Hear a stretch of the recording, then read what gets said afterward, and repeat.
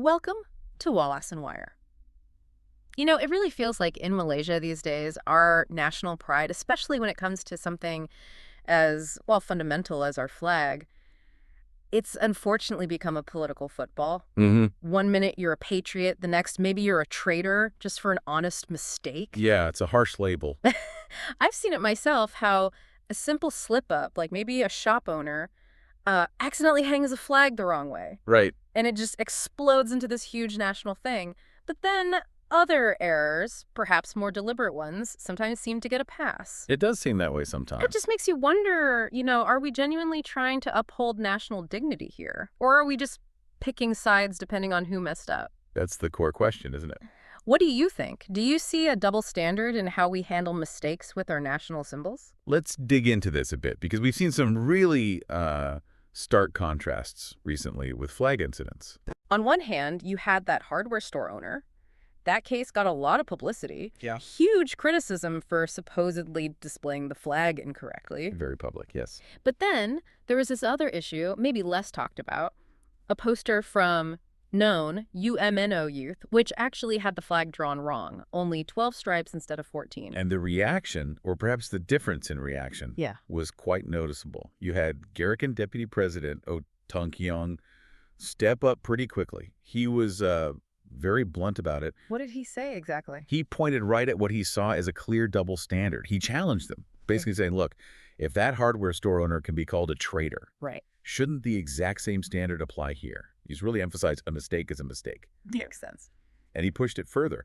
By the logic some people were using, he said, just saying sorry isn't enough. There should be serious consequences. He even got a bit sarcastic, suggesting maybe those who were so eager to, quote, guide others on flag rules should go guide their own people in Terengganu.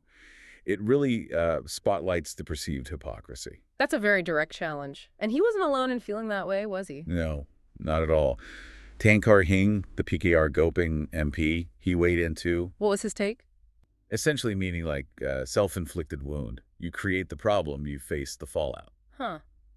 Interesting way to put it. And he asked quite pointedly, are we going to see protests outside the UMNO youth office in Terengganu?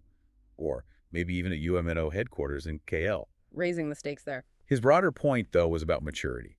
He stressed that everyone makes mistakes. And in a diverse society like Malaysia, we should aim to be more inclusive, focus on positive thinking to build the nation up, not let these things divide us.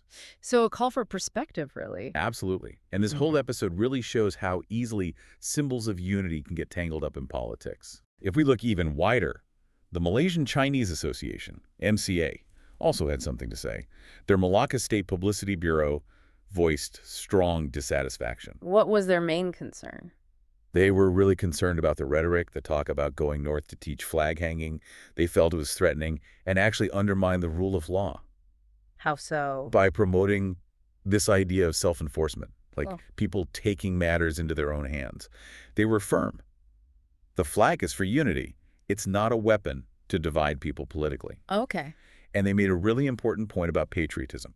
True patriotism, they argued, isn't about, loud talk or political shows. What is it about then, according to them? It's about action, tangible things, fighting corruption, making education better, closing the wealth gap, building racial harmony. That's patriotism. Practical actions. Exactly. So they called for an apology for those remarks and also urged the police to look into any intimidating talk that could stir up trouble. So when you piece all these reactions together, Tong Keong's challenge, Tan Kar Hing's point about self-inflicted wounds, MCA's focus on real action. What's the overall picture?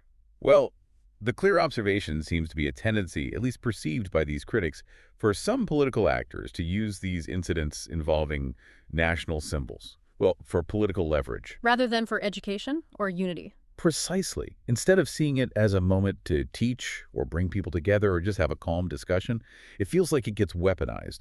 It makes you ask, again, is the real focus on national dignity or is it about scoring political points? The core takeaway really has to be about consistency.